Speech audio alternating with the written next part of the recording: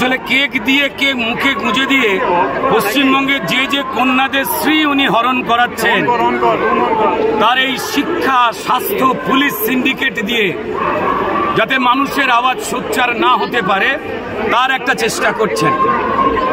যদি উনি মানবিক হতেন, যদি ওনার লজ্জা মিনিমাম থাকতো যে স্বাস্থ্যমন্ত্রী এবং পুলিশ মন্ত্রী হিসেবে সর্বৈবভাবে উনি ব্যর্থ এবং ক্রিমিনালদের বীর বলা মুখ্যমন্ত্রী হিসেবে তার পদত্যাগ করা উচিত, সেটা না করে নির্লজ্জের মতো, বেহায়ার মতো তার দলের অন্য লোকেরা প্রমাণ দিচ্ছে যে হ্যাঁ আমরা লুট করব, আমরা খুন করব, আমরা নারীকে নির্যাতন করব, আবার পুলিশের বন্দুক জনগণের দিকে তাক করে ভয় পাইয়ে ভোট নিয়ে জিতে বলবো মানুষের ভোটে জয় আমাদের হয়েছে।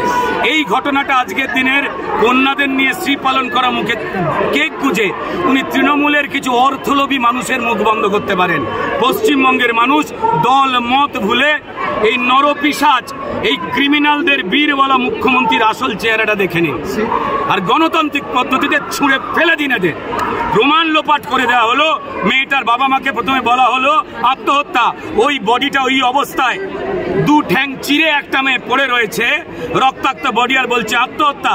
একটা বাচ্চা ছেলেও জানে ওটা আত্মহত্যা নয়, ওটা খুন আর একার কোনো কাজ নয়, সবাই জানে। সেইখানে তিনি তার দলদাস পুলিশ, এই বিনীত গোয়েলের মতো অসামাজিক মানুষ যারা মানুষের ট্যাক্সের পয়সায় মাইনে অশোক স্তম্ভকে অসম্মান করছেন আর প্রমাণ দিচ্ছেন তৃণমূলের আলপথ আছে, সেই আলপথ দিয়ে দৌড়ানো যায়। খেলা হবে তো বাংলাদেশের স্লোগান জয় বাংলা, বাংলাদেশের স্লোগান। বাংলাদেশে কি হচ্ছে আমরা সেটা জানি, তাই বাংলাদেশের স্লোগান যারা এখানে নিয়ে এসছে তারাও প্রস্তুত থাকুন।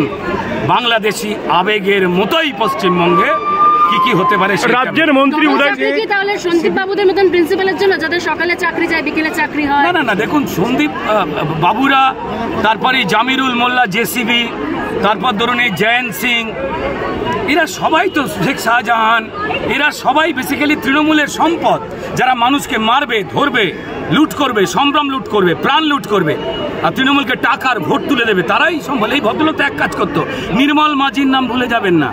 এই আরজিকর হাসপাতালে 2 নম্বরই ওষুধের ব্যবসা করেছিল, বিরাট খবর হয়েছিল, চেপে দেওয়ার চেষ্টা হয়েছিল। এই সন্দীপবাবু জড়িয়ে রয়েছে ব্যবহৃত মেডিকেল সরঞ্জামের আবার পুনর্বিক্রি করাবার থেকে আরও গুরুত্বপূর্ণ কিছু কাজে ছেলেদের উপরে মেন্টাল টর্চার করে সুইসাইডেও বাধ্য করাতে নেই লোকটা। জেলে সবাইকে যেতেই হবে। সিবিআই যেই তদন্ত নির্দেশ দিয়েছে কোর্ট, সঙ্গে সঙ্গেই যে রুমে ঘটনা ঘটেছিল আরজি করে তার আশপাশ ভাঙা শুরু করেছে পিডব্লিউডি মন্ত্রী। সতর্ক থাকবেন, ডাক পড়বে। সিবিআই আজকে তদন্তভার পুরোদমে নিয়ে নিল, তথ্য প্রমাণও হাতে নিল। আপনার যতটুকু তথ্য প্রমাণ বেঁচে রয়েছে ততটুকু হাতে নিল, এইভাবে বললে ভালো হয়। এই দেখুন সিপিএম এর পরিষ্কার প্রোগ্রাম, তারা জানে যে সিপিএম এর ডাকে রাত ডাকাত লড়াইয়ে বামপন্থী মেয়েরা আসুন বললে মাঠ ভর্তি হবে না। সেই জন্য তারা পরিষ্কার আগে কয়েকজন বামপন্থী লোকজনকে দিয়ে, মহিলাদের দিয়ে তারা প্রচার করিয়েছে নিরপেক্ষ।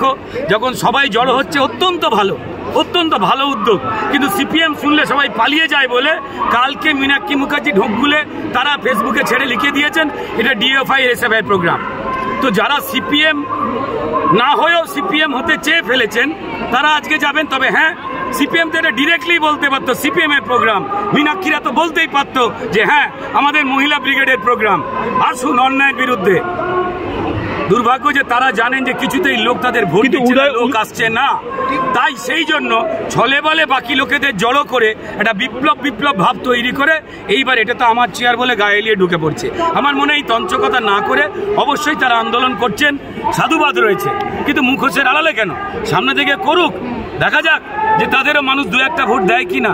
এর মধ্যে তো অপরাধ নেই, কিন্তু লুকোনো কেন, লোক ঠকানো কেন? যারা নিরপেক্ষ যারা যাবেন তারা দায়িত্ব নিয়ে যাবেন। তবে হ্যাঁ, রাজনৈতিক দল রং ঝান্ডা নিয়ে, ঝান্ডা ছাড়া যে কোনো মানুষকে এক হতে হবে। তবে মুখোশের আড়ালে এই নাটকটা তারা না করলে আরেকটু বেশি সম্মানিত হবে।